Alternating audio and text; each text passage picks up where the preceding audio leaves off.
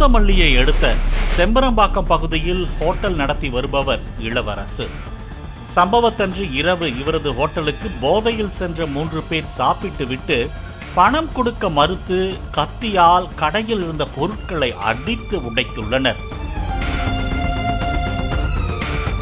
இளவரசுவை கத்தியால் வெட்டிவிட்டு கல்லாப்பெட்டியில் இருந்த பணத்தையும் எடுத்துக்கொண்டு அங்கிருந்து தப்பிச் சென்றனர். அதற்குள்ளாக அம்பத்தூர் தொழிற்பேட்டையில் சுகந்த பவன் என்ற சைவ ஹோட்டலுக்குள் புகுந்து முட்டை தோசை கேட்டு ரகளை செய்துள்ளனர். பின்னர் சாம்பார் தோசையை சாப்பிட்டுவிட்டு பணம் கொடுக்க மறுத்து அந்த கடை உரிமையாளரையும் கத்தியால் வெட்டிவிட்டு தப்பினர். தப்பிச்